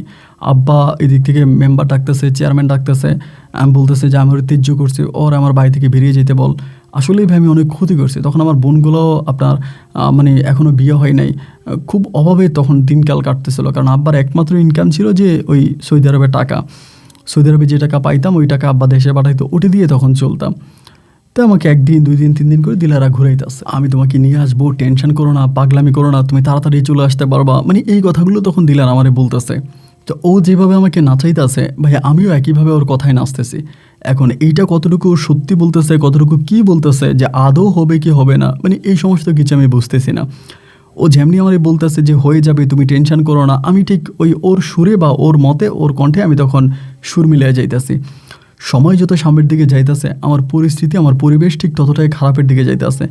একটা পর্যায়ে ঘরে থাকা আমার জন্য দায় হয়ে গেছে, আমি আর ঘরে থাকতে পারলাম না এবং ঘর থেকে আমি তখন বেরিয়ে গেছি। আমার আব্বা তখন আমাকে ঘর থেকে বের করে দিছে। ঘর থেকে যখন আমাকে বের করে দিল আমি তখন আলাদা থাকতে শুরু করি, আমাদের ওই সিলেটের ওই দিকেই আমি একরকম হোটেলে তখন থাকতেছি। আর দিলার সঙ্গে প্রতিনিয়ত ওই ফোনে কথা বলতেছি, কিছু একটা করো, কিছু একটা করো, কিছু একটা করো। শেষ পর্যন্ত আমি দেখলাম কি ও আমার ফোন রিসিভ করতে চায় না, আমার সঙ্গে কথা বলতে চায় না, আমি ফোন দিলে ধরে না, মানে মানে একরকম বলতে গেলে ও আমাকে স্কিপ করে, মানে আমি কল দিতেছি, কথা বলার চেষ্টা করতেছি, ও আমাকে স্কিপ করে যাইতেছে। মানে তখন অবস্থা এতটাই বাজে হয়ে গেছে ভাই, এতটাই খারাপ হয়ে গেছে যেটা আমি আপনাকে বলে ঠিক বুঝাতে পারবো না। একে তো পকেটে কোনো টাকা নাই, চলতে পারি না, খাইতে পারি না, ওরে হোয়াটসঅ্যাপে বারবার কল দিতেছি, মেসেঞ্জারে কল দিতেছি, ওই আমার কোনো কলই রিসিভ করে না, আমার সঙ্গে কোনো কথাই বলে না, ওই প্রতিনিয়ত আমাকে ইগনোর করে যাইতেছে। তো আমার আশেপাশে যারা আছে সবাই তখন বুঝাইতেছে যে মেয়েটা তোর সঙ্গে চিট করছে, ও আর তোর ওমানে নিয়ে যাবে না, তোকে ধোকা দিছে, তুই একটা কাজ কর, তুই দেশে বিয়ে শাদী করে ফেল, আমার এগুলো বলে। তো ভাই আমার জীবনে যে ঘটনা আছে এই ঘটনা জানার পরে কে বা আমার কাছে মেয়ে বিয়ে দিবে? আমি গ্রামে যে ঘটনা ঘটাইছি এটা এখনও গ্রামের মানুষ জানে। তার উপরে মাত্র কয়েক বছরের ভিতরে আমার আব্বার তিল তিল করে ঘোরা কোটি কোটি টাকার ব্যবসা আমি এক উমানি মেয়ের হাতে তুলে দিয়ে চলে আসলাম। তা আমি তো সবই হারাইছি, আমার তো আর কিছুই বাকি নাই। তো এখন আমি আর কেন বিয়ে করব? মানে বিয়ে তো দূরের কথা, আমি জাস্ট দুমুঠো ভাত খেয়ে বাঁচতে পারলেই মনে হয় আমার হয়ে যায়। তাই খুব অভাবে থাকতে থাকতে তখন একটা পর্যায়ে আমার একটা স্কুল, মানে বান্ধবী আর কি, স্কুলে আমরা একসঙ্গে পড়াশোনা করতাম। মানে ওর নাম হচ্ছে নাহিদা, ওরা থাকে হচ্ছে আবার সিলেট শহরে, ওর হাজব্যান্ডের আবার রেস্টুরেন্ট আছে, মানে হোটেল আছে। তো খুব মানে একদিন ওর সঙ্গে আমার কথা হয়, কথা বলে পরে আমি তখন নাহিদারে বললাম যে নাহিদা এমন এমন ঘটনা, খুব অভাবে আছি, মানে চলতে পারি না এই সে, মানে আমার খুব আগ থেকে খুব ভালো ফ্রেন্ড ছিল আর কি।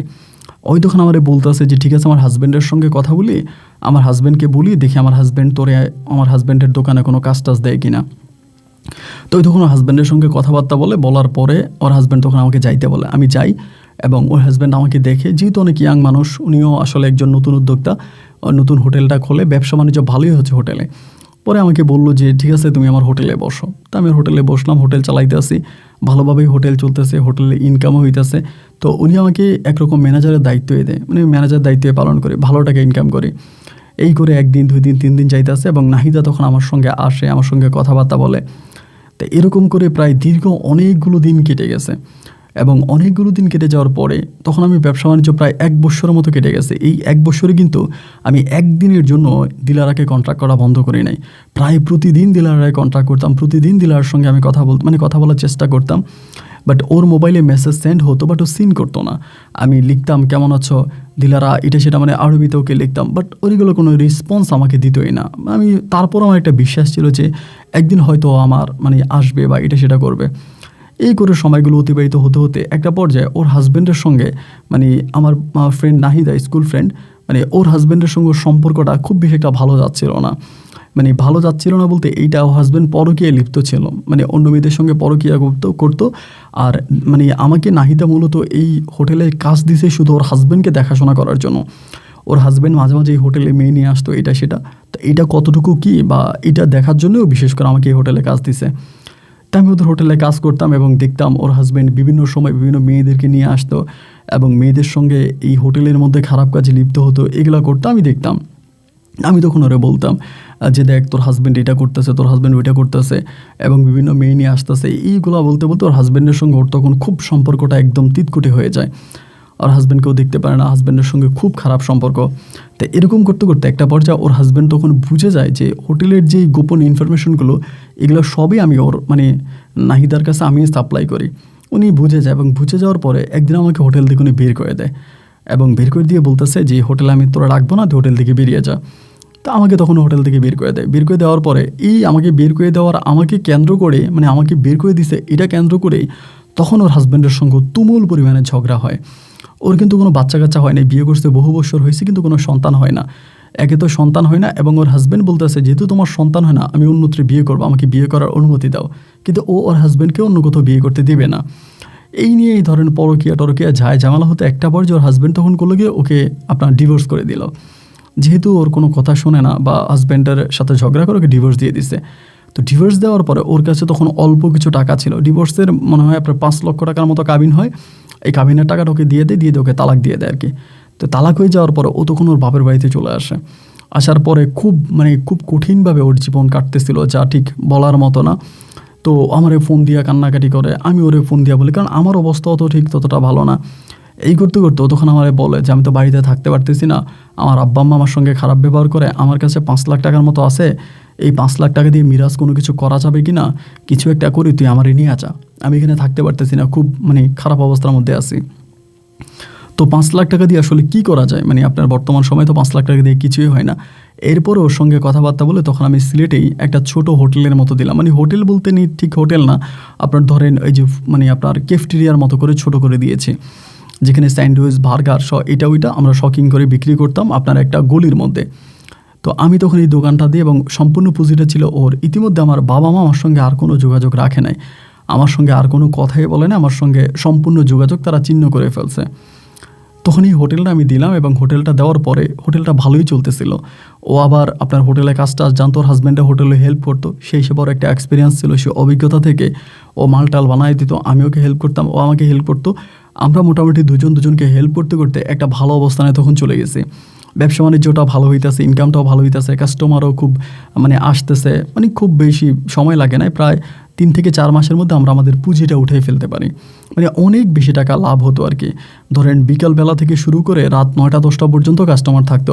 আর এটার সামনে একটা মাঠ ছিল, মাঠ থাকার কারণে দেখা যায় যে রাত দিন মিলে প্রায় প্রচুর কাস্টমার মাঠে আসতো, ঘুরতো ফিরতো, সময় কাটাতো। এই আমার দোকানে এসে পানি, চিপস, চকলেট এটা সেটা নিয়ে যাইতো।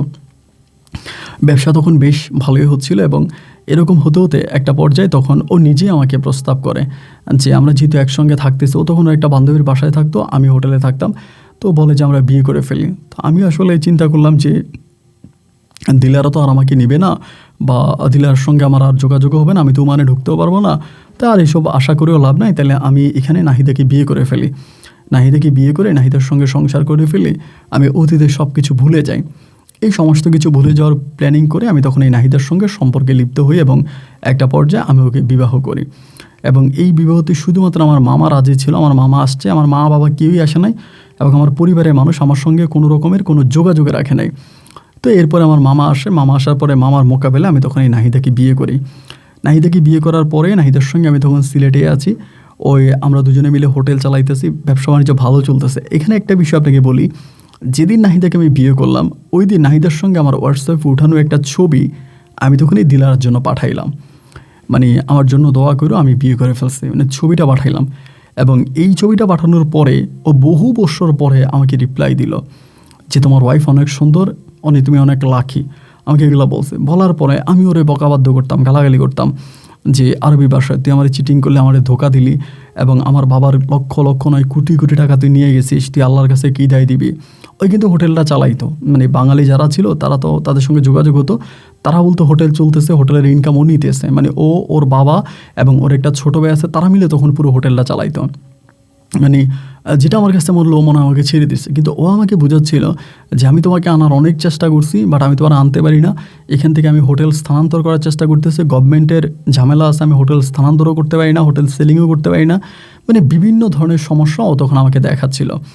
তাই যে আচ্ছা ঠিক আছে, আর কি আর করা, যখন আমাকে এগুলো বলতেছে আমি ওর কথা এগুলো মানতেছি বা শুনতেছি। এরকম করতে করতে তখন ও আস্তে আস্তে করে আমি আমার বউর সঙ্গে ধরেন ভালো কোনো রেস্টুরেন্টে বসছি, ছবি উঠাই দিতেছি এবং বিভিন্ন ধরনের ভাবে ছবি উঠাচ্ছি। তো ও তো আমার মানে আমার যে ফেসবুক আছে বা এগুলোর মধ্যে কিন্তু অ্যাক্টিভ ছিল। ও কিন্তু দেখতো আমি কি করি না করি, কোথায় কি করি, এগুলো সবই ওর চোখে মানে ওর দেখতো। তো সেই দিকেও তখন বুঝে গেছে যে আমি একটা ভালো লাইফে চলে আসছি, আমার বউকে নিয়ে ব্যবসা বাণিজ্য করতেছি, ভালো আছি। মানে এগুলো দেখার পরে তখন তার ভিতরে এক ধরনের মানে যেটা বলে যে জেলার্সি ফিল হচ্ছিল, যে না ও তো অনেক ভালো আছে, এটা চলতেছে। তখনও আমারে বারবার বলতেছে, যে আমারে বলে যে মিরাজ আমি তো আসলে মানে তোমার সঙ্গে থাকতে চাই, এটা সেটা, মানে তখন এক পর্যায়ে ও আমার প্রতি দুর্বল হতে থাকে। তো তখন তো আমি বিয়ে করে ফেলছি, আমার বউ আছে, আমি আমার বউর সঙ্গে বেশ ভালোই আছি। আমি কোনোভাবেই ওর সঙ্গে অ্যাড হতে চাই না, ওর কাছে আমি যেতে চাই না, মানে আমি টোটালি ওর কাছ থেকে সরে যেতে চাই।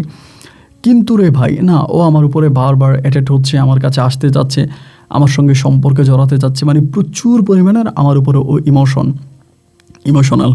তো কান্নাকাটি করে, এবং যে মানুষটা বিগত প্রায় 1 থেকে 2 বছরের মতো আমার সঙ্গে কোনো যোগাযোগ রাখে না, আমার সঙ্গে কোনো কথাবার্তা বলে নাই, এবং এত কান্নাকাটি, এত আবেগ, এত কিছু, বাট এর কোনো কিছুর প্রভাব ওর উপরে পড়ে নাই। ওই নিজের মতো করেই সম্পূর্ণ পাল্টে গিয়েছিল। অথচ সেই মানুষটাই আজকে আমার জন্য কান্নাকাটি করতেছে, এবং ও বলতেছে আম সরি, আমার ভুল হয়ে গেছে, তুমি চলে আসো। এবং এরপরে লাস্টেও আমাকে একটা প্রস্তাব দেয় যে একটা কাজ করো মিরাজ, আমি তোমার জন্য মানে যেহেতু এখানে আমার মানে ফ্যামিলি মেনে নিচ্ছে না বা ব্যবসাও সরাইতে পারতেছি না, আমি তোমাকে ইউরোপে নিয়ে যাবো, তুমি ইউরোপের একটা দেশে চলে আসো। তখন আমি বললাম যে আমি ইউরোপের কোথায় যাব? প্রথমে আমাকে ইউরোপের কথা বললো, এবং এর কিছুদিন পরে আমাকে বলল যে না ফাইন, ঠিক আছে, আমি তোমাকে ক্যানাডায় নিয়ে আসবো। আমি ক্যানাডায় যাব, তোমাকে ক্যানাডায় নিয়ে আসবো, তুমি ক্যানাডায় চলে আসো, এবং ক্যানাডায় আসলে পরে আমরা একসঙ্গে থাকবো। পরে আমি বললাম যে না, আমি যেহেতু বিয়ে করে ফেলছি, আমার বউ আছে, আমি মানে যাব না। এখনও আমাকে বারবার বলতেছে যে না তুমি চলে আসো, এভাবে জীবন কাটতে পারে না, তুমি চলে আসো, ক্যানাডায় আমরা একসঙ্গে থাকবো। মানে আমার প্রতি খুব দুর্বল হয়ে যায়, মানে প্রচণ্ড রকমের দুর্বল হয়ে যায়। তখন আমি চিন্তা করতেছিলাম যে আসলে কি করা যায়, যাওয়াটা ঠিক হবে কিনা। তখন পর্যন্ত কিন্তু বুঝতেছি না যে আসলে যাওয়াটা ঠিক হবে কিনা। ও যে এরকম কান্নাকাটি করতেছে, ইমোশন দেখাইতেছে, আবেগ দেখাইতেছে, যে আমি এখন কি করব, মানে কিছুই বুঝতে পারতেছিলাম না। একটা পর্যায়ে তখন ও যেরকম কান্নাকাটি করে, পরে মানে আমার আসলে তখন ভবিষ্যৎ নিয়ে খুব বেশি একটা চিন্তা করতে শুরু করলাম, যে আমি যাকে বিয়ে করলাম নাহিদার সঙ্গে আছি। প্রথমত ওর কোনো বাচ্চা কাচ্চা হয় নাই, ওর যে প্রথম হাজব্যান্ড ওকে বিয়ে করছে সেখানে ওর কোনো বেবি হয় নাই, এখনও ওর কোনো বাচ্চা কাচ্চা হচ্ছে না, এবং ওর সঙ্গে আছি, একটা ছোট্ট দোকান চালাইতেছে, এই দোকান দিয়ে আসলে কিভাবে চলবো। এবং আবার শুনতেছি সামনে মানে রাস্তার কাজ হলে দোকানটাও ভেঙে দিবে, এরপরে কি হবে, কতদিন না খেয়ে থাকবো। মানে এই চিন্তা ভাবনাগুলো করতাম, এবং কি করব তখন বুঝতে পারতেছিলাম না। কিন্তু একটা কথা কি জানেন, নাহিদা আমাকে প্রচণ্ড রকমের ভালোবাসতো, মানে এত ভালোবাসতো যা আসলে ঠিক বলার মতো না। ও আমাকে এত বেশি ভালোবাসতো, ওর গোটা দুনিয়া ছিল একদিকে, আমি ছিলাম একদিকে। আমাকে ছাড়া কোনো কিছুই বুঝতো না, সারাক্ষণ আমাকে নিয়ে ও বেকল থাকতো। তখন আমি বললাম যে না আসলে আমার এই মুহূর্তে আমি আসলে কোনো রকম সম্পর্কে জড়াতে চাই না, এটা সেটা, মানে যেতে চাই না, এগুলো ওরে বলতাম। না আমার জন্য দিলারা খুব পাগলামি করতেছে।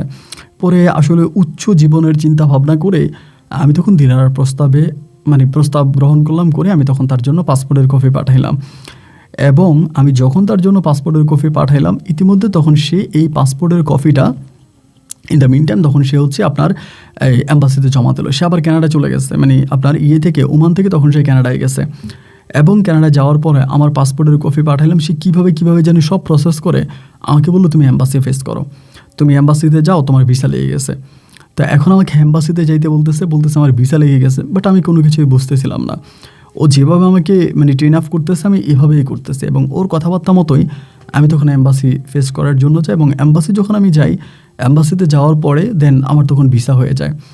তখন ভাই আসলে নাহিদার জন্য এত কষ্ট হচ্ছিল, যেটা আমি আপনাকে বলে বোঝাতে পারবো না, কোনোভাবেই বোঝাতে পারবো না। আমি দিলারারে বারবার বলতেছিলাম যে আমার বাংলাদেশি বউয়ের জন্য আমার খুব কষ্ট হইতেছে, আমি সহ্য করতে পারতেছি না, আমার ভিতরটা ফেটে যাচ্ছে। ওই আমাকে বারবার বলে যে কিচ্ছু হবে না, তুমি চলে আসো, এবং আমি এখানে আসি, তুমি এখানে আসলে অনেক ভালো থাকবা, এবং আমি এখানে আসি, মানে খুবভাবেও আমাকে হচ্ছে ট্রেন আপ করতে। এবং আমাদের যে অতীতের মেমোরি ছিল, সে অতীতের মেমোরিগুলো তখন সে আমাকে মনে করাই দিত, যে আমরা এটা করছি, আমরা ওইটা করছি, মানে বিভিন্ন ধরনের মেমোরিজ সে আমাকে মনে করাইতো।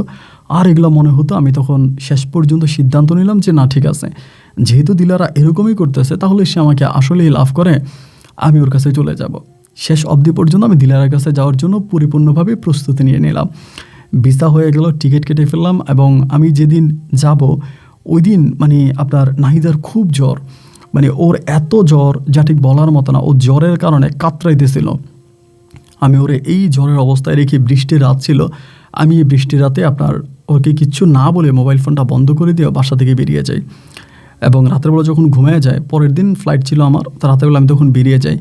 বেরিয়ে সেখান থেকে সিলেট থেকে ঢাকায় আসি। ঢাকায় এসে সরাসরি আমার ফোন বন্ধ, কিন্তু তখন টোটালি ফোন বন্ধ। আমি এয়ারপোর্টে ঢুকে যাই এবং ঢুকে ইমিগ্রেশন করি, এবং সর্বোপরি আমি তখন এই কানাডার উদ্দেশ্যে রওনা দিই। এবং আলহামদুলিল্লাহ একটা পর্যায়ে আমি কানাডাতে গিয়ে পৌঁছাই। ঠিক দিলার আমাকে এয়ারপোর্ট থেকে রিসিভ করে। তখন আমি তারে বলতেছিলাম যে মানে এয়ারপোর্ট থেকে যখন আমাকে রিসিভ করেও আমাকে ভিতরে নিয়ে গেছে। ভিতরে নিয়ে গিয়ে আমার ওইখানে ও আমার সঙ্গেও ছিল, এবং থাইকা বলতেছে যে আমি ওকে বললাম যে তুমি আমাকে এইভাবে চিট করলা, আমাকে এইভাবে ধোকা দিলা, আমার বাবার সমস্ত, ও আমাকে বললাম আমি তোমাকে কানাডা নিয়ে আসছি না, তুমি এখন কানাডায় আসো না। তো ও আমাকে মানে তখন আমি যে ঠিক আছে, জাস্ট ও তো আমাকে নিয়ে আসছে, তাহলে আমি তখন ভালো আছি, আমি ওই মর্মে ওর সাথে তখন পড়ে আসি। তো ওর সাথে তখন পড়ে আসছি, এবং এইভাবেই দীর্ঘদিন মানে দীর্ঘ মাস থাকার পরে ওই তখন আমার বলতেছে কি যে মানে আপনাকে কীভাবে বলবো, মানে দীর্ঘ মাস বলতে প্রায় 6 মাসের মতো ওর সঙ্গে আমি ছিলাম, কিন্তু এই 6 মাসে আমার কোনো মানে আমার যেই আপনার কোনো ডকুমেন্ট করা, মানে ওই দেশে কোনো ডকুমেন্ট তৈরি করা, এটা সেটা কোনো কিছু করে না, জাস্ট অবৈধভাবে আমাকে ওখানে রেখে দিয়েছে। এবং ও এখানে কী করতো সেটা আমি জানতাম না, কিন্তু ও একটা ভালো বাসায় থাকতো, একটা উন্নত বাসায় থাকতো, কী করতো, কাজ কী করতো এটা আমি জানতাম না। আর এই 6 মাসে আমি একটাবারের জন্য নাহিদার সঙ্গে কোনো যোগাযোগ করিনি, বা নাহিদা কি আদৌ বেঁচে আছে কি মরে গেছে এর কোনো কিছুই কিন্তু আমি জানি না। নাহিদার সঙ্গে আমার টোটালি কোনোভাবেই কোনো যোগাযোগ নাই। পরিশেষে দেখা গেল যে অনেক দিন ঘোরাফেরা করার পরে একদিন দিলার আমাকে হঠাৎ করে বলতেছে, মানে আমি আপনাকে জাস্ট সংক্ষেপ করেই বলি, আমরা একটা ভিডিও দেখেছিলাম, মোটামুটি বেশ খারাপ একটা ভিডিও, এবং দেখার পরেও তখন আমারই বলতেছে যে আমার মেয়ে মানুষ ভালো লাগে। আমি তখন দেশে যখন ছিলাম আর কি, তখন মোটামুটি আমার স্বাস্থ্য অনেক বেড়ে যায়, একটু মোটা হয়ে যায়, এবং শারীরিক গঠন অনেক পরিবর্তন হয়। দেন ও তখন আমারই বলতেছে যে আমার মেয়ে মানুষ ভালো লাগে, আমি তোকে মেয়ে বানাই ফেলবো, আমার এগুলো বলতেছে। আমি তখন বললাম যে দিলারা এটা তুমি কি বলো, এটা কি কোনো সম্ভব নাকি, আমি ছেলে হয়ে জন্মাইছি, তুমি আমার মেয়ে বানাই ফেলবা। এবং ও তখন বলতেছে যে আমার মেয়ে ভালো লাগে, আমি তোমাকে মেয়ে বানাই ফেলবো, আমি তোকে মেয়ে বানাই ফেলবো, মানে এগুলো আমাকে বলতেছে। তা আমি তখন বললাম যে আমাকে যে তুমি মেয়ে বানাই ফেলবা, এর কারণ কি, মানে কি কারণ, না ওর কথা একটা মেয়ে ভালো লাগে আমাকে মেয়ে বানাবে। তো আমি তখন আসলে কি বলবো আপনাকে, ঠিক বুঝে উঠতে পারতেছিলাম না যে আমি ওর প্রস্তাব মেনে নিব কি নেব না। আমি সার্জারি করাবে আমাকে, এবং সার্জারি করে আমাকেও মেয়ে বানাই ফেলবে। কথা কাটাকাটি হইতেছে, মোটামুটি খুবভাবেই হচ্ছে, কথা কাটাকাটি হইতেছে। একটা পর্যায়ে তখন বললো যে না ঠিক আছে, আমাকে তোমার মানে করাই লাগবে, মানে ও সর্বশেষ আমাকে তখন এটা করাবেই। এবং আমি রাজি হচ্ছিলাম না, তারপরেও আমাকে একরকম জোর জবস্তি করে আমাকে ওইটাও করলো। এবং আমি তখন মোটামুটি আধা পুরুষ আধা মহিলা হয়ে গেলাম। এটা বিস্তারিত আপনাকে বলতে পারবো না, জাস্ট ওটুকুই বলে যে আমার সার্জারি হয়েছে, এবং সার্জারিতে আমি আধা পুরুষ আধা মেয়ে হয়ে গেছি। এবং এটা হয়ে যাওয়ার পরে আমি শারীরিকভাবে অনেকটা দুর্বল হয়ে যাই এই অপারেশনটা হওয়ার পরে। অপারেশনটা হওয়ার পরেই যে পরিমাণে ট্রিটমেন্ট নেওয়া দরকার ছিল, মেডিসিন খাওয়ানো দরকার ছিল, বা যা যা করা দরকার ছিল, দিলারা কিন্তু আর এসব করে নাই। জাস্ট সার্জারি শেষ করে আমাকে বাসায় নিয়ে আসছে, এবং আসার পরে আমি তখন এইভাবে অসুস্থ হয়ে যাইতেছি, এবং দিনে দিনে আমার সঙ্গে আমার উপরে শারীরিকভাবে এমন অত্যাচারও করতেছে, মানে যেটা আমি আপনাকে আসলে বলে বোঝাতে পারবো না, এমন অত্যাচার আমার উপরে করতেছে। এবং আমি ওর অত্যাচার নিতে না পেরে দিনে দিনে আমার অবস্থা আরও খারাপ হয়ে গেছে। আমি খাবার খেতে পারি না, রাতে ঘুমাইতে পারি না, এবং আমার উপরে ওর প্রচুর নির্যাতন, এই সমস্ত কিছু নিতে নিতে আমি একটা পর্যায়ে শুকাতে একেবারে কাঠ হয়ে যায়। মানে এত পরিমাণে শুকিয়ে যায় যা ঠিক বলার মতো না। আমাকে দেখলে কেউ চিনতে পারবে না, মানে কেউ আমাকে দেখলে চিনতে পারবে না যে আমার অবস্থা ঠিক এরকম হয়ে যায়। একটা সময় আমি মানসিকভাবে প্রায় আপনার মরে যাওয়ার মতো অবস্থা হয়ে যায়। তো ও আমাকে কিন্তু কোনো ডাক্তারের কাছে নিয়ে যায় না, আমার কোনো ডাক্তারের কাছে নিয়ে যায় না, কোনো চিকিৎসা করায় না।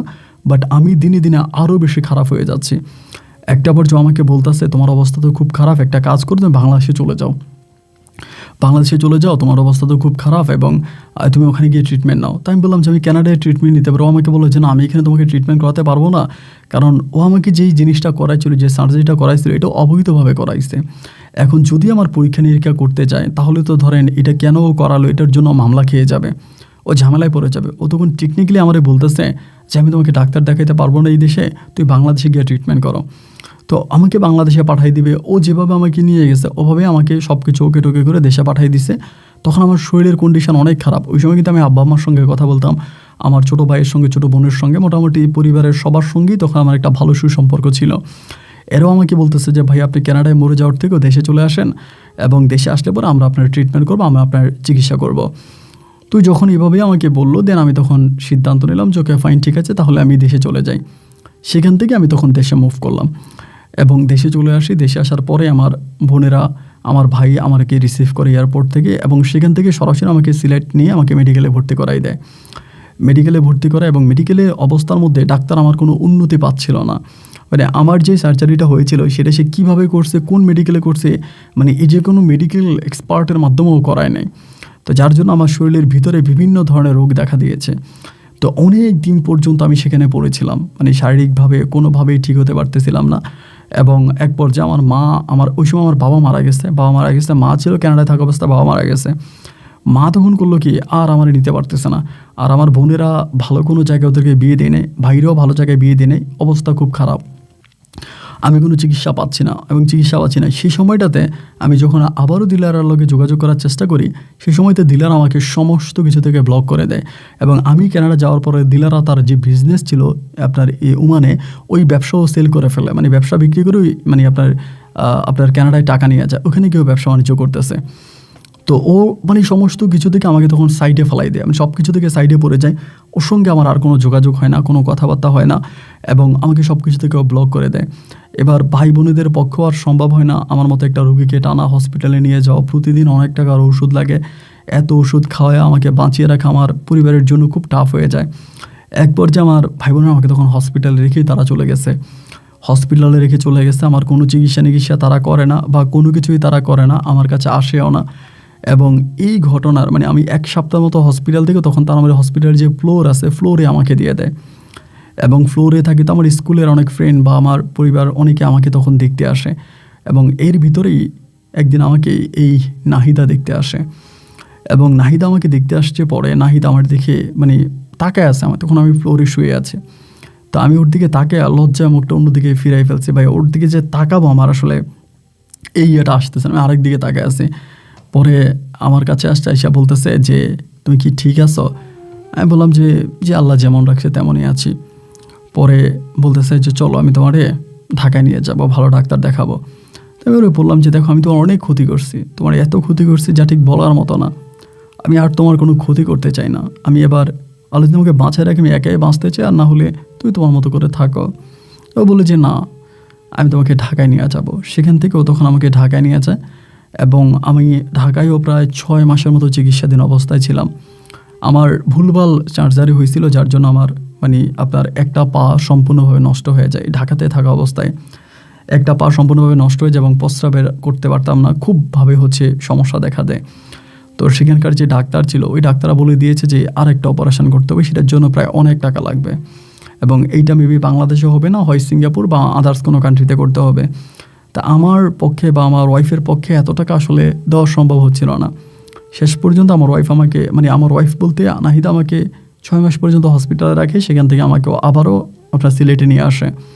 তো সিলেটে আনার পরে আমি যেই হোটেলটা ওকে দিয়ে গিয়েছিলাম, আমি দেখলাম যে হোটেলের অনেক উন্নতি করছে। ওখানে আমি জাস্ট ছোট্ট একটা ক্যাফেটেরিয়ার মতো একটা জাস্ট আপনার ফুচকা যেভাবে বিক্রি করে, এভাবে এটা ফুচকা বিক্রেতার মতো দিয়ে গেছিলাম। বাট আমি দেখলাম যে ওটা অনেক ভালো করছে, এবং ওখানে দোকানে কাস্টমার রাখছে, কাস্টমার আসতেছে, খাইতেছে। তা আমি ওরা বারবার বলতাম যে দেখো, আসলে আমার তো এখন কিছুই নেই, আমার পুরুষঙ্গও নাই, আমি পুরুষও না, তুমি আমার সঙ্গে কেন থাকবা? তা আমাকে ছেড়ে দাও, বা তুমি একটা বিয়ে শাদী করো, এত বছর কেন বিয়ে করো নাই? আমাকে বলতেছে যে না, বিয়ে তো 2টা করলাম, আর কত বিয়ে করব, আর আমার বিয়ে করার প্রয়োজন নাই। ওরে বারবার বলতাম যে এই জীবনটা আমার ভালো লাগে না। আমি আসলে তোমাকে বুঝাচ্ছিলাম যে তুমি আমার থেকেও ভালো কাউরে পাবা, তুমি আমার থেকেও ভালো কারো কাছে যাও।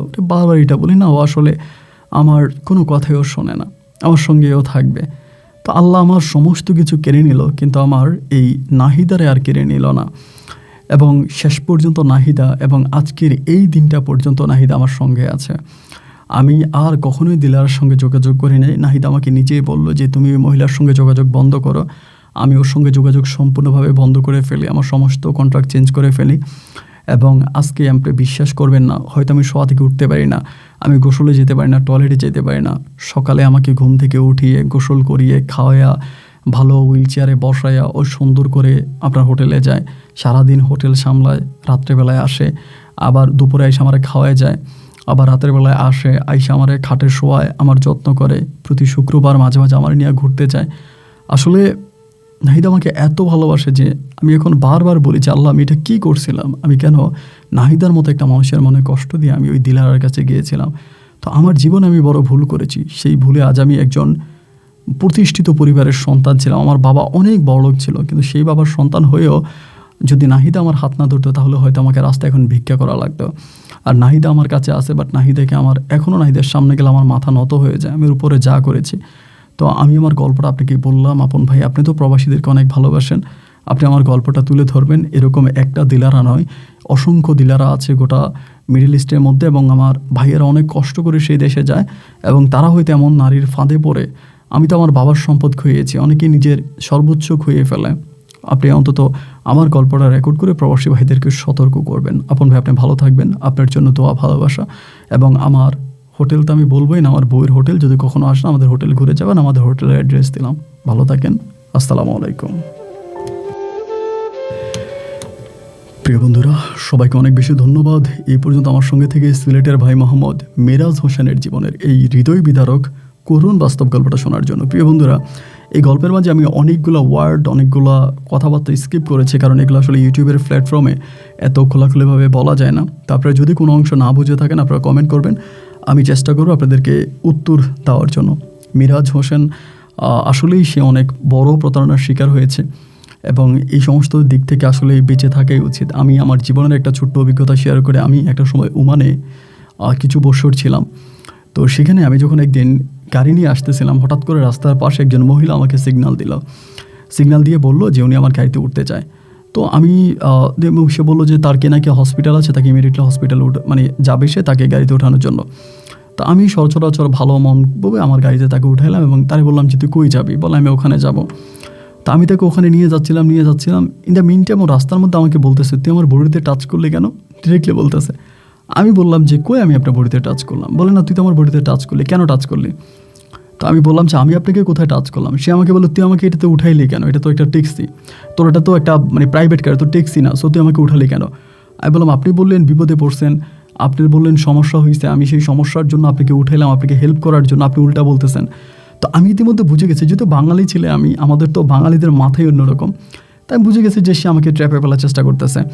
পরে সে আমারে বলতেছে যে দেখ আমি সিআইডি, আমাকে তুই আমাকে এইটা দিয়ে, তোর মোবাইল দিয়ে টাকা দিয়ে আমার নামাই দিন, নাহলে আমি তোকে থানায় নিয়ে যাবো, এটা সেটা, মানে সে নিজ থেকে আমাকে বলতেছে।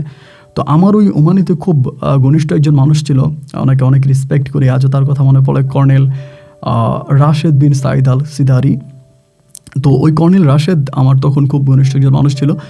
আমি ইন দ্য মিন টাইম তখন করলাম কি, গাড়িটা লক করে ফেলছি, গাড়িটা লক করে ইউটার্ন করে আমি তখন নিজেই পুলিশ স্টেশনের দিকে যাচ্ছি। আমি ওরে বলতেছিলাম যে তুই আমাকে কি পুলিশ স্টেশন নিয়ে যাবে, আমি তোকে নিয়ে থানায় যাব।